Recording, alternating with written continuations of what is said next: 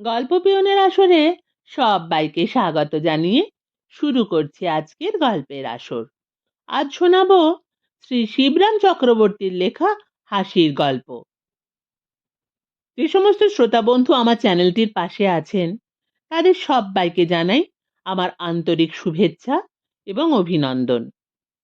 শুরু করছি আজকের গল্প, বোকারা কি গাছে ফলে। ওই লোকটাই যে এ গাঁয়ের বোক চৈতন, প্রথমে আমি বুঝতে পারিনি। রোয়াকে বসা ভদ্রলোকটি বলে দেবার পর তখন আমার ঠাহর হলো। দেখলাম লোকটার গায়ে কালো সার্জের কোট, 20 বছর আগেকার ফ্যাশন, আর পরনে ফিনফিনে কাঁচির কাপড়, যা খুব কম লোকেই আগে পরতো, কিন্তু কাপড়ের অভাবে এখন পরতে বাধ্য হচ্ছে। তার উপরে আবার পাম্পশু, পাম্পশু যা কবে এ যুগের সভ্য মানুষ পদচ্যুত করে দিয়েছে, পা থেকে বরখাস্ত করে দিয়েছে বললেই হয়। তাছাড়া তাছাড়াও তার হাতে আবার ফুলের তোড়া। রোয়াকে বসা লোকটি আমাকে দেখিয়ে দিলেন। এসব সত্ত্বেও লোকটাকে বোক চৈতন বলে আদৌ আন্দাজ করতে পারতাম না, যদি না উক্ত ভদ্রলোক আমার চোখে আঙুল দিয়ে ওইভাবে না দেখিয়ে দিতেন।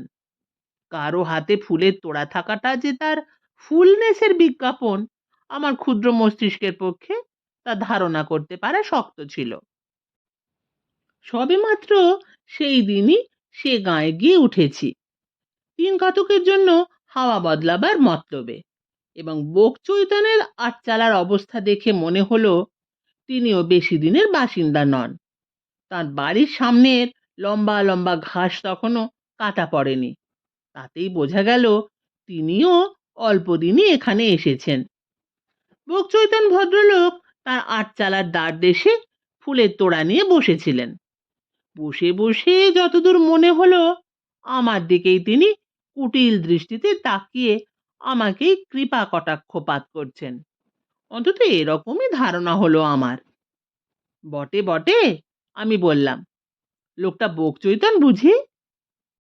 বোকচৈতন বলে বোকচৈতন, 1 নম্বরের এক ইডিয়েট। যান না, গিয়ে বলুন না ধান গাছ থেকে কড়ি কাঠ হয়, এক্ষুনি বিশ্বাস করবে। যা বলবেন তাই বিশ্বাস করে বসে আছে। তাই নাকি? তাহলে তো, আমি বলি, তাহলে তো আস্ত একটা বোকচৈতনই বটে। আস্তে আস্তে আমি এগুই। দণ্ডায়মান বোকচৈতনের দরজা পর্যন্ত এগিয়ে যাই, একটু ভয়ে ভয়েই যাই বলতে কি। এই যে নমস্কার, হাত তুলতে তুলতে বলি। ভাবের সূত্রপাতে আর মারামারির সময় হাত তুলতেই হয়। দিটো, বোকচৈতন জবাব দিল। পুনশ্চ আর কি, অর্থাৎ কিনা আপনাকেও তথাস্তু। একটা অদ্ভুত কথা শুনেছেন? আজকালকার বিজ্ঞানের কাণ্ড, অদ্ভুত কাণ্ড কারখানাই বলতে হয়। আমি আরম্ভ করি। আমাদের ধান গাছ থেকে নাকি, হ্যাঁ শুনেছি বই কি, বোকচৈতন বাধা দিয়ে বলল, কড়ি বর্গা বিম চৌকাঠ চেয়ার টেবিল তক্তপোষ সব বানাচ্ছে। কবে শুনেছি? এ তো বহুদিনের কথা, কে না জানে। আমি একটু দমে যাই। না না, সে কথা বলছি না, বহুদিনকার আবিষ্কার তা সত্যি, কিন্তু ওসব স্থূল জিনিস নয়, ও তো অনেক আগেই বানিয়েছে। আজকাল ওসবের চেয়েও ঢের সূক্ষ্ম জিনিস হচ্ছে নাকি ধান গাছ থেকে। এই যেমন, কি বলবো ভেবে পাই না। ধরুন না কেন, এই ধরনের সব সূক্ষ্ম জিনিস, এই যেমন এই যেমন ঢাকাই মসলিন, সেফটি পিন, অবন ঠাকুরের ছবি। বকচৈতন নিজেই বলে দেয়, এমনকি আজকালকার গদ্য কবিতা অবধি যাবতীয় সূক্ষ্ম জিনিস সমস্তই ধান গাছ থেকে। এ কথা কে না জানে। এবার আমি রীতিমতো দমে যাই। তা যা বলেছেন, আমতা আমতা করে বলি, আমারই চেয়ার টেবিল ধান গাছের তৈরি, আসুন না ভেতরে, আপনাকে দেখাচ্ছি। এই বলে ভদ্রলোক আমাকে তার আটচালার ভেতরে নিয়ে গিয়ে নিজের ধেনো চেয়ারে বসে তার বোকামির বহর আমাকে দেখালেন। ধান গাছের প্রসঙ্গে খুব সুবিধা করতে না পেরে আমি অন্য কথা পাড়তে যাই। একটা খবর শুনেছেন কি? যুদ্ধের নতুন খবর। হিটলার নাকি ইংলিশ চ্যানেল জমিয়ে দেবার মতলব করেছে। চ্যানেল জমিয়ে সেই সে যুগের সেতুবন্ধের মতো, বুঝলেন কি না? তার ওপর দিয়ে সৈন্য সামন্ত, ট্যাঙ্ক ম্যাঙ্ক সব কিছু নিয়ে গট গট করে বিলেতে গিয়ে হাজির হবে। শুনেছি বই কি। তার জন্যে কত লাখ টন বরফের পর্যন্ত অর্ডার দিয়েছে হিটলার। নর্থ পোল থেকে সেই বরফ আমদানি হবে। সেখানে ছাড়া অত বরফ আর পাবে কোথায়? আমেরিকান জাহাজে আসবে সেই বরফ। ইংরেজ ব্যাপারীরাই নাকি সাপ্লাই করবে শুনেছি মশাই। বলতে কি, এইটাই আমার সবচেয়ে আশ্চর্য ঠেকেছে। বলে ভদ্রলোক সামান্য একটু ভুরু কুঁচকে সন্দিগ্ধ নেত্রে আমার দিকে তাকালেন। তা এমন আশ্চর্যই বা কি? এ যুগে সবই সম্ভব। মানুষের পক্ষে অসম্ভব কি আছে? এই জাফরই তো বনে গেলে মির্জাফর হয়। মির্জাফর বনতে আর কতক্ষণ? তাছাড়া মির্জাফর বনলেই বা দোষ কি? বিজনেস ইজ বিজনেস, তাই নাকি?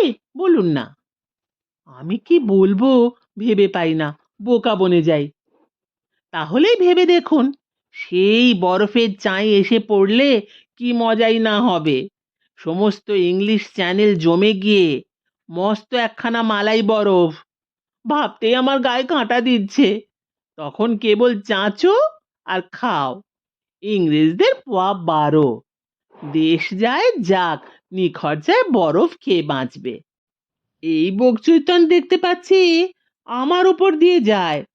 ভদ্রলোকের বোকামির বহরে আমি এমন অবাক হয়ে গেলাম, জবাব দেব কি? আমার মাথার ভেতর বোঁ বোঁ করতে লাগলো। ভদ্রলোক উত্তর মেরুর বরফের সাহায্যে ইংলিশ চ্যানেল জমিয়েই ক্ষান্ত হলেন না। সেই অসাধ্য সাধনেই নিরস্ত হবার পাত্র নন। তারপরেই দু হাত দিয়ে একটা মাছিকে পাকড়াবার চেষ্টায় লাগলেন। মাছির মও তখন তার ত্রিসীমানায় ছিল না। অবশেষে তার যার পর নাই চেষ্টায় ব্যর্থ হয়ে কপালের ঘাম মুছবার জন্য তিনি রুমাল বার করলেন। সেই সময় তার পকেট থেকে একটা চিঠি পড়ে গেল। খামখানা আমি তুললাম। খামের মাথায় বাংলাদেশের এক বিখ্যাত মাসিক পত্রের নাম ছাপানো, এবং তলায় যার নাম লেখা তিনিও বাংলাদেশের একজন কম নামকরা লেখক নন। তার অনেক লেখা আমি পড়েছি, পড়ে মুগ্ধ হয়েছি। বিনা মেঘে বজ্রাঘাত হলেও আমি অতটা ঘাবড়ে যেতাম না। আপনি আপনি আপনি মেঘের মিত্র? কি আশ্চর্য!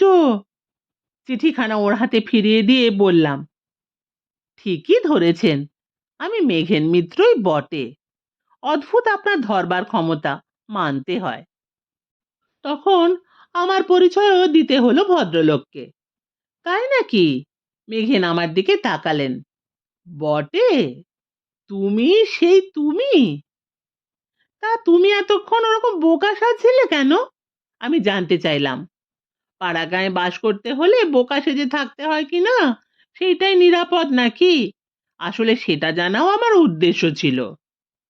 তোমাকে নিয়ে একটু মজা করছিলাম, মেঘেন বলল। এই আর কি। তারপর একটু ইতস্তত করে আসল কথাটা ফাঁস করলো মেঘেন। আমি ভেবেছিলাম যে তুমিই বুঝি এই গাঁয়ের বকচৈতন। ওই যে লোকটার ওয়াকে বসে আছেন, ওই ভদ্রলোক একটু আগে তোমার কথা বলছিলেন। সত্যি বলতে তোমার সম্বন্ধে এরকম ভুল ধারণার মূল কারণ উনি। কিন্তু ও লোকটা আমায় বলেছিল যে তুমি হচ্ছ সেই চিজ, সেই দুর্লভ বস্তু। আমিও জানাতে বাধ্য হই। কে ওই লোকটা? চেনো নাকি? আমি জিজ্ঞেস করি। কি করে জানবো? মেঘেন বলে। আমার এ গাঁয়ে আসার 2 দিন হয়নি এখনো। ওই গাঁয়ের আর এক ভদ্রলোক রাস্তা দিয়ে যাচ্ছিলেন খালি গায়ে, কাঁধে গামছা। তার কাছে গিয়ে মেঘেন জানতে চাইলো, বলতে পারেন মশাই, রোয়াকে বসা ওই লোকটি কে উনি? রোয়াকে বসা? ওহো, রোয়াকে বসানো তাই বলুন। লোকটির খুঁটিনাটির দিকে খর লক্ষ্য দেখলাম। রোয়াকে বসানো ওই ওই লোকটি, উনি হচ্ছেন আমাদের গাঁয়ের বোক চৈতন। উনি সবে মাত্র পাগলাগারদ থেকে ছাড়া পেয়েছেন। এসো, মেঘেন বলল আমায়, একটু চাটা খাওয়া যাক, কিংবা ডাবের শরবত। তোমাদের দুজনকে পুনরাবিষ্কার করতে যা বেগ পেয়েছি! উফ! গ্রামে একটা ছোটখাটো রেস্তোরাঁও রয়েছে দেখা গেল। সেখানকার ইতর ভদ্র সকলেরই সেটা আড্ডাখানা। যাওয়া মাত্রই টের পেলাম।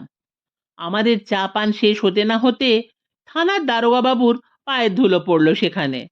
মেঘেন তাকে বলল, দেখুন মশাই, ওই যে রোয়াকে বসা কিংবা বসানো, যাই হোক, ওই লোকটিকে দেখছেন, ওকে তালা চাবির মধ্যে রাখাই কি আপনাদের উচিত ছিল না? ওই যে বসরা মশাই। দারোগা বাবুকে একটু যেন বিস্মিতই দেখা গেল। কেন, কি করেছেন উনি?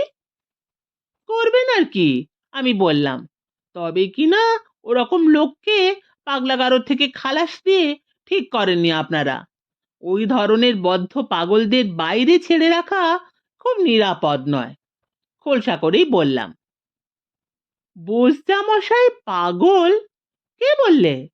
দারোগা বাবু এমন দৃষ্টিতে তাকালেন যেন আমরাই ওই জাতীয় কিছু হব।